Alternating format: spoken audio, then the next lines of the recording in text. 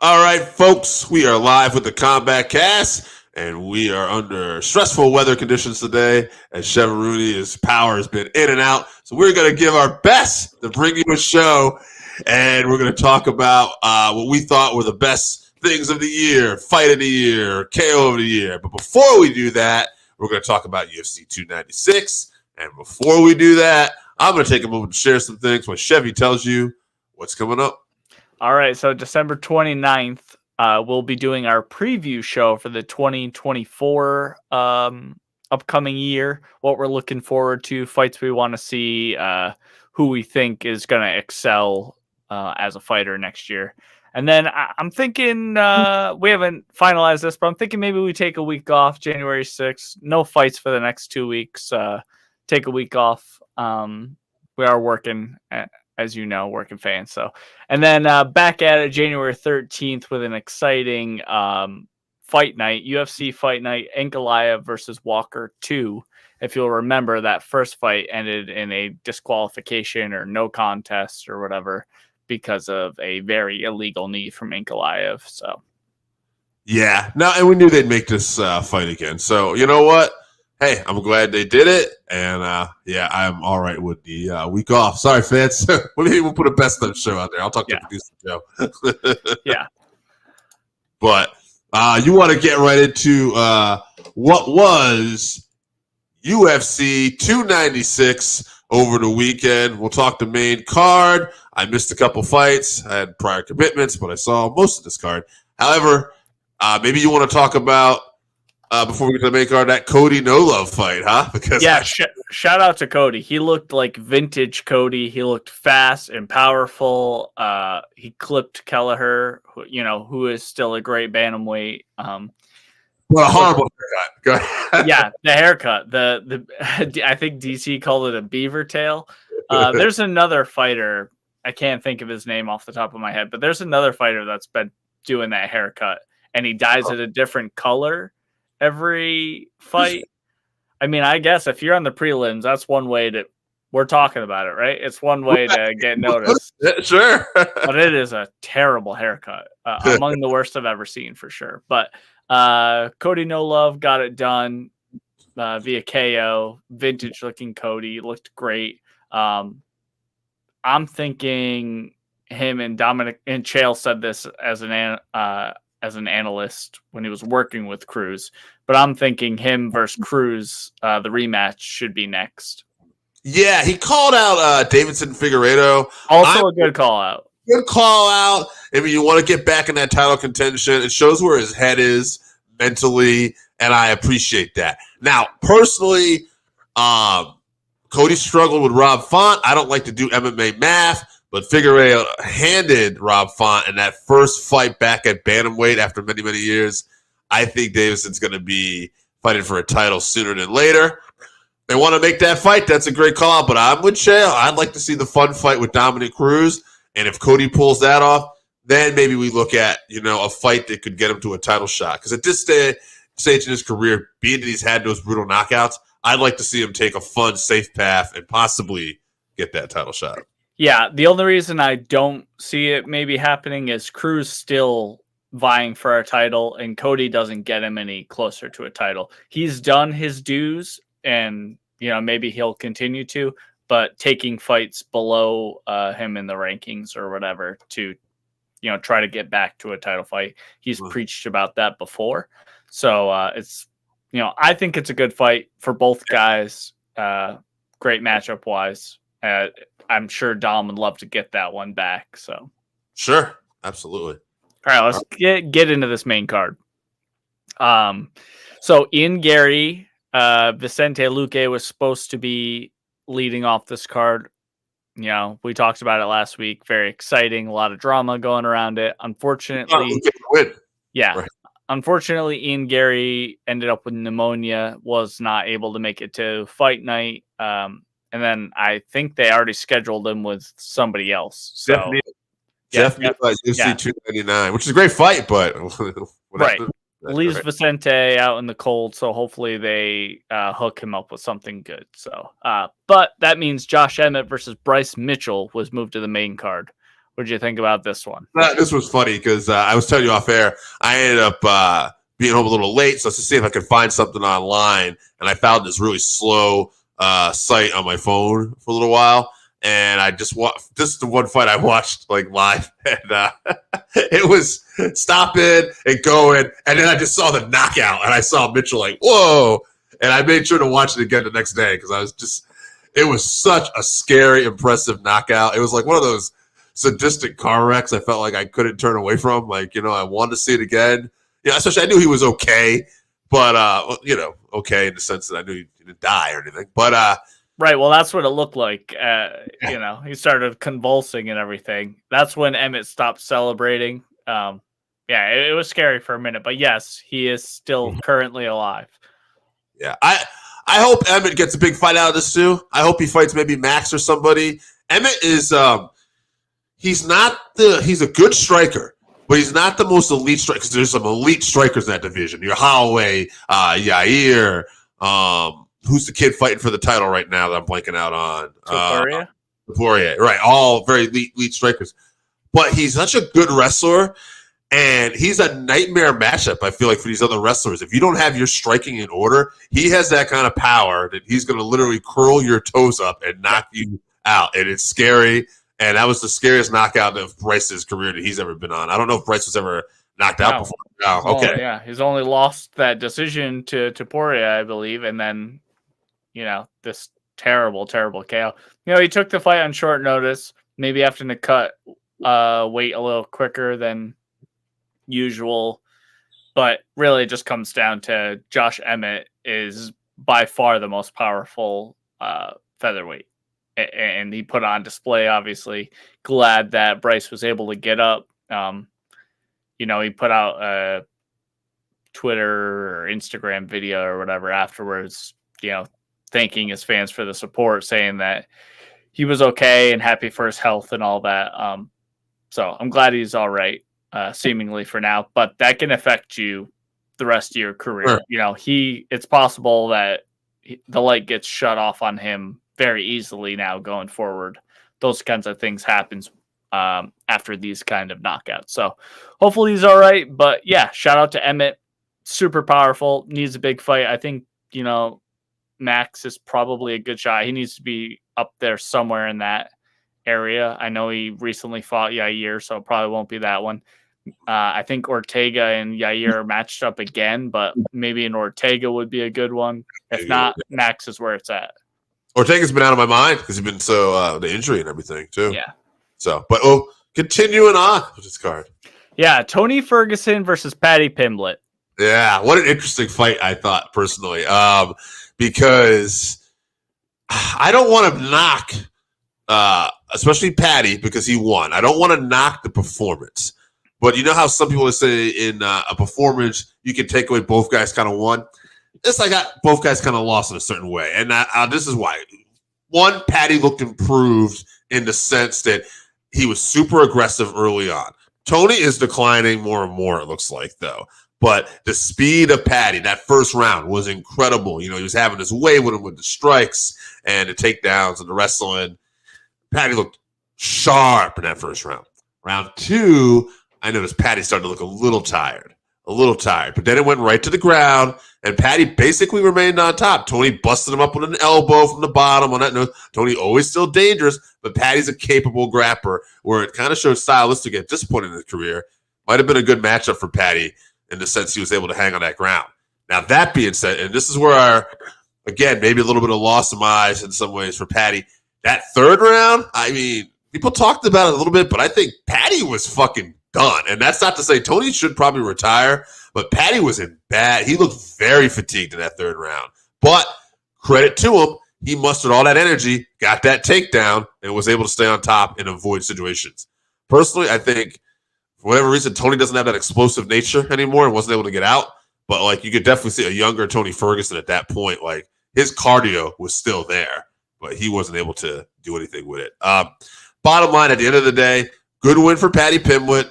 Good for the UFC because that Paddy train is still going to be rolling. Now Not sure where he goes next. Maybe a Bobby Green, who has that one over Tony. Maybe that's the next logical step. That's a big jump. That's a big jump. Yeah, on that feet for sure. He definitely have to rely on his wrestling for that. But yeah, that'll be it. And I think Tony could get another fight. Don't kid yourself. The UFC might do it. Dana said he'd like to see him retire.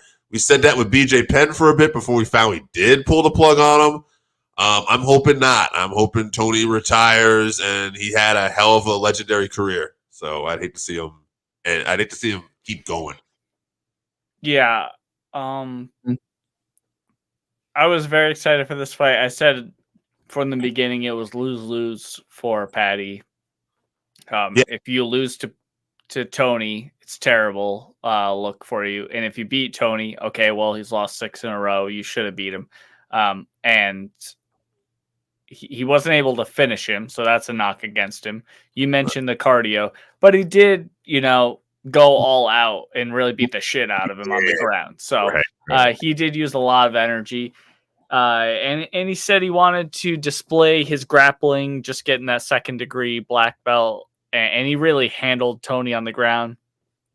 Tony didn't show enough urgency to get up from his back. He is dangerous off his back, but you can't rely, especially in a 3-round fight. You can't just give up rounds by staying on your back. I thought he could have capitalized if he got to his feet on his cardio, because that would just keep tiring Paddy out trying to take him down. So missed opportunity, but yeah, I think it comes down to Tony's style, his striking, even his grappling, the way he tries to snatch up submissions.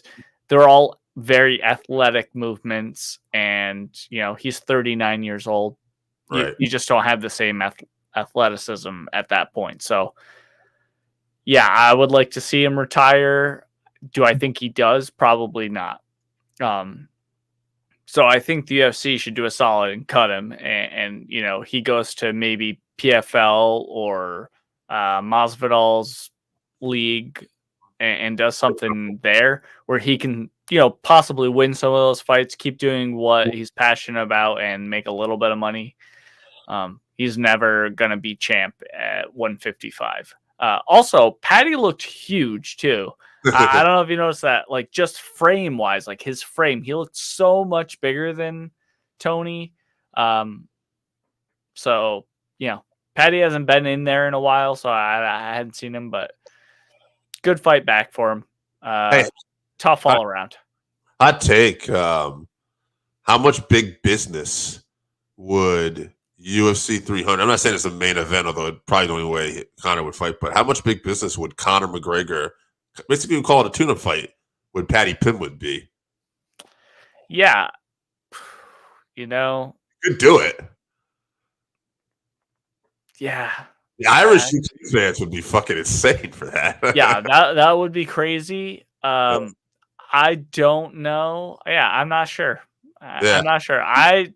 Bigger fights, but you have a kid who's got some momentum, and you really should be taking on somebody after your leg injury, probably like that. He's got to probably take on Chandler. That's whatever.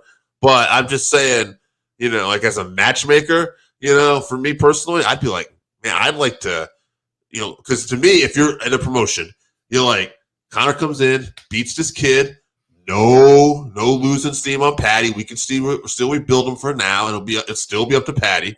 Or if Paddy wins, fuck it, we find a way to catapult this kid. And even if he does lose and he's not quite ever there, we've maximized his potential out of him. So for me, it's like at this stage, after what he was able to pull off, it'd almost be like a great time to pull that fight. Maybe I wouldn't do it UFC 300 because I wouldn't want them overshadowing. You could always make that card really big. But like whether you did it in the UK, whether you did it in Ireland, or whether you even did it fucking in Vegas, I bet there'd be so many UK and Ireland fans that would just fly out for that. I just think it'd be a big happening. Yeah, for sure. This is a pretty good matchup for Conor, I think. I think so on the feet, because he's such a sniper, and the way that Paddy strikes and he can take a shot, but can he take Conor's shot? And he runs in with his chin up. So stylistically good match for Conor, unless it gets to the ground, because Paddy will probably tie him up pretty quick. But yeah, I don't think the UFC is going to do that. No. I don't think Paddy's at that level yet. But, you know, I don't know. We'll see. Yeah. I'm not sure what they're going to do with Conor, but let's move on. Let's move on to another fight that made me sad. Shavkat Rakhmonov versus Stephen Wonderboy Thompson, who did come out with Tenacious D. Finally, been wanting to see that for a while. So shout out to Tenacious D. Dana said he's open to doing stuff like that in the future too. He just doesn't want people singing, kind of like boxing or anything. I think they did it once. We talked about it before with Conor and Chad Mendez. Yep. But they typically don't like to do it, which I don't understand. I think it's a fun thing to do once in a while. But I did end up seeing this fight, so I'm going to refer to you. I saw, from what I understand, Shavkat did a lot of clinching in the beginning, put him on the fence. I heard he had a knee injury too. Ankle injury. Very bad ankle injury, yeah. Submission in round 2. So I'll let you kind of take it. Yeah, he didn't really engage on the feet much, which was smart on his part. He had an ankle injury, so he worked the clinch and the grappling to finish a super hard to finish Wonderboy. So Wonderboy is 40 or 41 or something like that. Shavkat's 18-0 with 18 finishes. Mm-hmm. He's probably next in line, but it's got to be after Belal. Belal's done his work in the division. I don't know if the UFC is going to respect that because Shavkat's certainly more exciting. Sure. So I'm not sure. It's going to be one or the other. But as far as Wonderboy, I think he sits out, waits for that MVP fight, and rides off into the sunset. I'm not sure. I don't think the title is in his future at this point. Just wants to fight exciting fighters. So that means no wrestlers, just stand-up fights for him. I would say, too, if you want to make Edwards and Belal, make it in the UK. Edwards is showing that he's one of the best fighters out there right now. I think he probably wins that fight with Belal, honestly, too. Not that Belal deserves it, but I just feel like Edwards, I don't really know, but I feel like if you put him there with Shavkat right now, like Shavkat's this real X factor, and he may beat Shavkat, or Shavkat's going to be your next big star. I say Shavkat, give him another fight. He wins that. And if you want to make Belal and Edwards interesting, because stylistically that may not be the most exciting fight possibly too, you never know. Put it in the UK. Those fans will be crazy and sick for that fight anyway. So I think they really should do a UK pay-per-view anyway. Those fans make every fight night we've been to feel special. You can throw Paddy on that card again too, because he's been killing it on that. Or Tom Aspinall, do the 2 UK champs. Absolutely. So. You still throw Paddy on that. Through all 3 that make that card huge. But. Yeah, personally, I think Belal, tough fight, but I'm picking Belal against Leon. So we'll see if that comes about though. But I'm not sure what they do with Wonderboy, but I don't think the UFC should come. They can still use him in some exciting fights. But let's move on to co-main event. Alexander Pantoja versus Brandon Royval.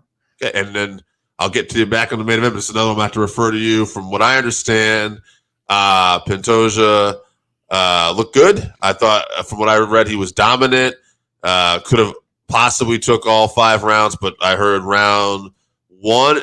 I think some people, round 5 might have been Royval's best round. Someone was saying where he was in the beginning of that, but then at the end of it, Pantoja had him in control again. You tell me though. Yeah, Pantoja came out real hard in the beginning, clearly trying to get Royval out early, and his grappling was phenomenal. Royval really needs to round out his game with some grappling because he doesn't have one punch power. And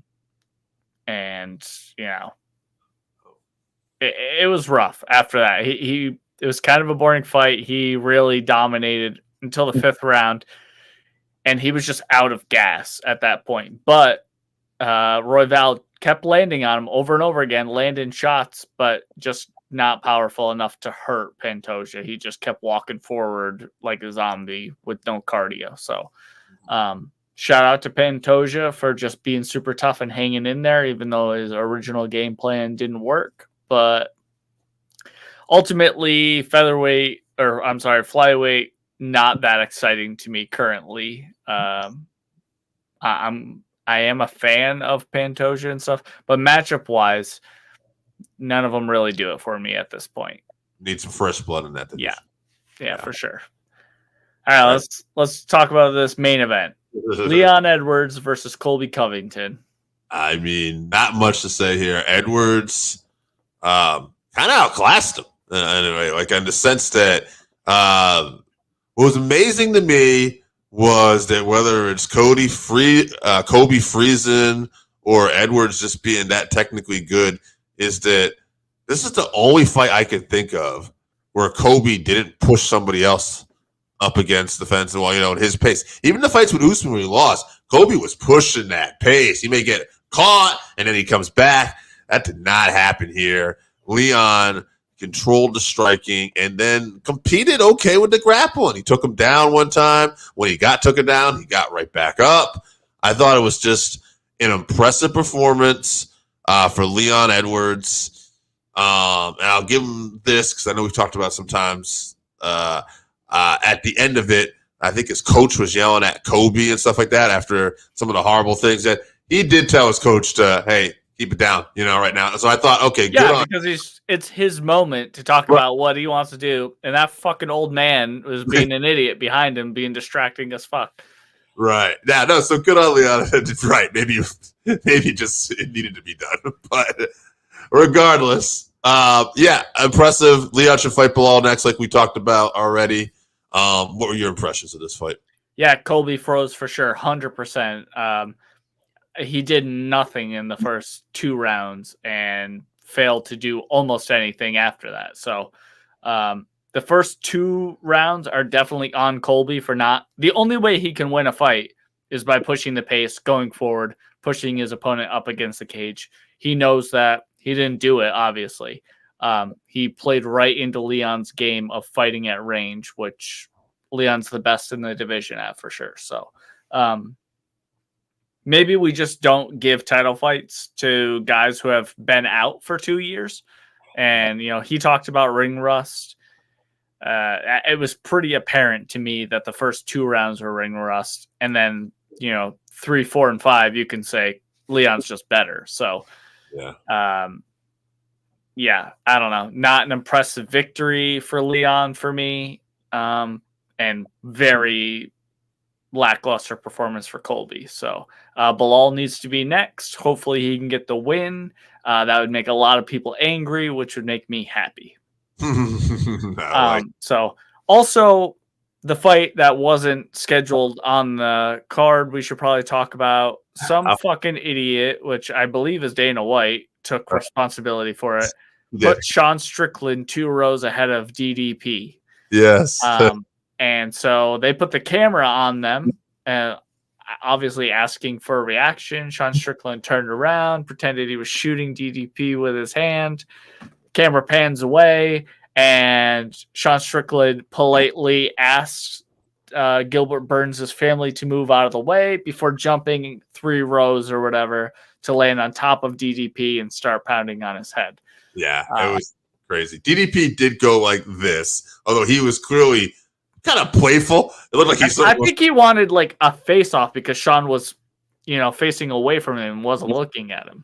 And then he wanted to, look him in the eye, not like, let's fight right now. No, he wasn't doing that. Yeah. He seemed okay after everything. And it was just crazy because those were still on the top of his head. But yeah, he was wailing on him for sure. Go for it. Yeah. Yeah.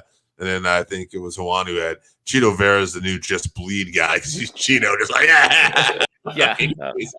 Fucking love Cheetah. Yeah. But yeah, that was wild. Dana did say he did own that. He said, what kind of asshole sits these guys next? He's like, this asshole right here. And so good on him for owning that. Yeah, I bet Vince McMahon gave him that tip, Yes. This whole week, by the way, before you do your take on this whole week has been nothing but, and I know you love pro wrestling, and that's a vast majority of our show, but this has been the most carny bullshit week of MMA I've ever experienced, including Connor throwing a fucking hand truck through a bus. I hate it. I hate it so much. It has definitely gone beyond the level of being fun. The Colby talking shit about Leon's dad, even if his dad's a bad person, keep that shit to yourself. Him wearing that stupid costume where he's got a wig on or whatever. I don't need to see Donald Trump and Kid Rock and fucking Tucker Carlson at every fight. Show them like you showed Jared Leto. Like, I don't need a walkout for those fucking idiots. Like, it's too much. It's too much. Like, can we just get back to the fights? Dana did say at the press conference, somebody asked him, because Dana, he's usually like, who gives a fuck? I don't give a fuck.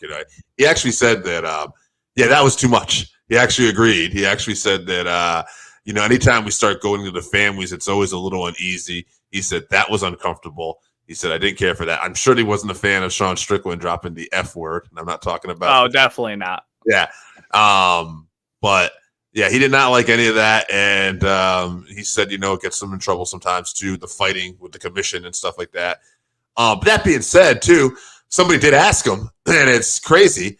But he said that after that press conference, he said domestically, globally, like we had pre-buys jump up like 12%. So there is a market for this. He not acknowledges that at the same time while telling you that he wasn't a fan of this himself. Yeah, fucking apes. Yeah, I know. Unfortunately, that's kind of some of the demographic right now. I will say this on the bright side, at least as it relates to Kobe. He's not going to, like, going forward after that performance, we're probably not going to see him in a main event pay-per-view spotlight anymore. Like, I just don't see that happening unless he makes some dramatic turnaround, athletically. Not many people do that at that point in their careers, right? So I would say hopefully, as for Strickland, I don't really know. Strickland, that guy, he's an enigma to me. I can't explain him. I don't know how he's the champ right now. I don't know how he's able to get away with what he does, but he just does. And we'll see what happens. But I agree, Chevy. As a pro wrestling fan, there is a certain appeal to me with some trash talk. Conor Aldo, go back and watch that. Entertaining, some of the stuff they do. Conor Habib, a little much, and this definitely qualified for that. For it just when you start to go in bad taste, and pro wrestling has done this so many times too, so it's boxing. But that's where it really, we don't need to talk about people's family dying and celebrating. Or, people's fathers molesting them. That was the DDP and Sean Strickland thing. Like, too far, man. Clearly too far. So, all right, let's get off of this. Let's talk about our favorite things from this year, the 2023 wrap up here. Let's start off with our favorite KO of the year. All right, for me, it was Adesanya Pereira 2. I think it was UFC 287. That was just such a dramatic KO when you take a look at the fact that Pereira had – really the narrative was that Pereira had beat him 3 times because he beat him in kickboxing twice. My thing was it's separate sport, although it's, they're like cousins, right? But stylistically, Pereira was a nightmare for Adesanya. So much bigger, great on the feet. And Pereira and him had that first round in the first fight where it looked like Adesanya almost ended him, but then the fight went on.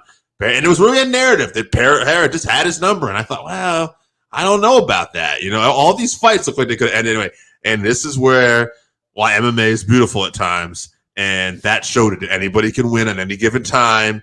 And Adesanya proved that. He got rocked and then turned it around first round. Lights him up, defeats his demon. Now, the next fight in his career wasn't going to be as great, but that night and that knockout was special. Yeah, so I copped out on this one for sure, and it's super tough, so I did a top 3. So I'm going to go with Islam head-kicking Volkanovski, although that made me very sad. The adjustments he made from the first fight to the second one, and he absolutely dominated Volk.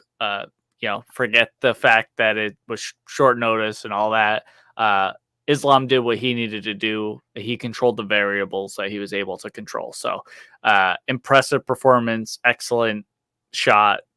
So shout out to him.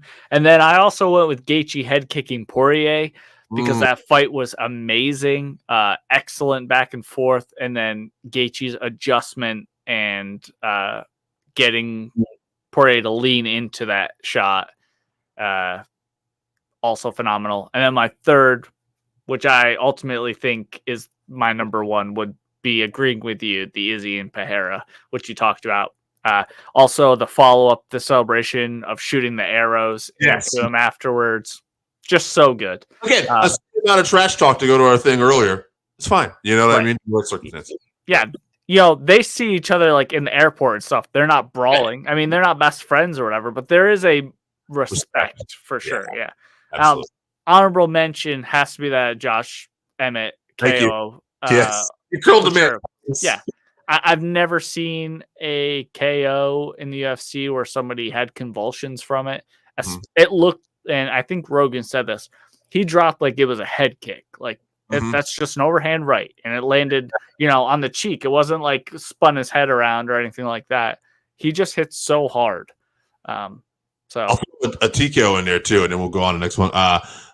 Just because it was a fun one, Black Beast, Marcus Rivera, right? And because it was the last fight on his contract, he ends up getting a great contract, and then we get a patented Black Beast interview afterwards where he talks about, I didn't know that was going to work. I was just throwing some bullshit. Right? So that moment also was a fun one this year as well. Yeah, for sure.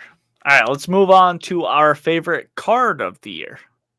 All right, UFC 291. I had this one. This was here, Justin Gaethje, Dustin Poirier, the great head kick we talked about. Alex Pereira, Jan Blachowicz, which probably was not the best fight on that card, actually, but really showed Pereira's game and launched Pereira into that being light heavyweight champion in the next fight.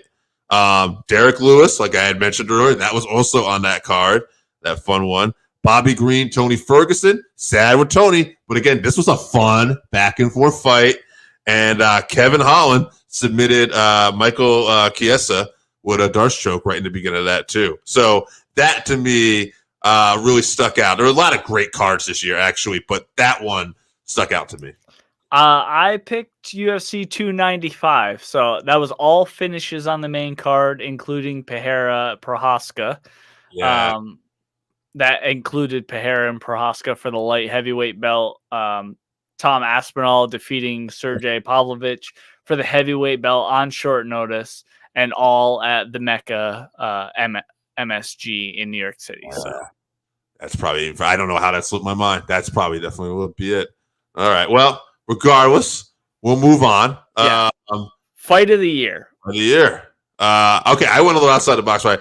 I really enjoyed this fight for a number of reasons. Alexa Grasso, Valentina Shevchenko 2, because it ended up being a draw, which I was totally fine with, but it was just great back and forth fight where also it's Mexican Independence Day. It was such a unique fight night experience. They're talking about the history of Mexican combat sports athletes. And what was fascinating and good about it is like you really felt like we're setting Grasso up to be this next big star. And Valentina had really looked like she started to slip. Not just in the Grasso fight, even the fight prior to that, she looked like maybe she had lost an edge a little bit. Valentina shows up prepared, shows like she's one of the greatest combat sports female athletes of all time. And we end up getting a really close fight, and we're probably going to do a third one down the road with this. So for me, and that division, which was always fun and competitive, but Valentina was dominant at top, this was a great way to really showcase that. Now, obviously, I could have said Pereira and Izzy again, too, because it was a great night. It only went one round, but it was exciting. But when I thought about great 5-round fights and were competitive, this was the one that popped in my head. Well, I picked a 3-round fight. So I picked Justin Gaethje and Rafael Fiziev on UFC 286. Mm-hmm. It was a tremendous fight. Justin had trouble with Fiziev's speed early on. Rafael landed a lot of body kicks early, but the shots that Justin was landing on him were cutting him up, and he was wearing a lot of damage. And then in round 3, Gaethje got rocked early on. He was on wobbly legs, but he fought through and started landing more and more as Fiziev started to slow down significantly. He landed loads of uppercuts at the end of that fight, and plus Justin actually threw in a takedown in a fight, which, you know, we have always heard about how great his wrestling is. He never threw it in there. So he decided to throw one in for the fans, put a stamp on round 3. So amazing fight. I was happy doing the research for this one to go back and watch that fight again. All right. Final category. All right. Fighter of the year. So I have 2 people to jump to mind. I will pick one. But Islam Makhachev, for beating the pound-for-pound top fighter in the world, Volkanovski, twice. The second one, obviously, on short notice, was supposed to be Charles Oliveira. But he had a really close back-and-forth fight that first one, which, you know, he did get the decision, some would argue. And then that second one, he did what he's supposed to do on a short notice fight. He showed why he's the best. You can't take short notice fights with Islam Makhachev. So for me, when you look at the year of the UFC, where a lot of champions were winning and losing titles, it was kind of hard. You had to kind of look around to see who were the dominant ones. And he came to mind.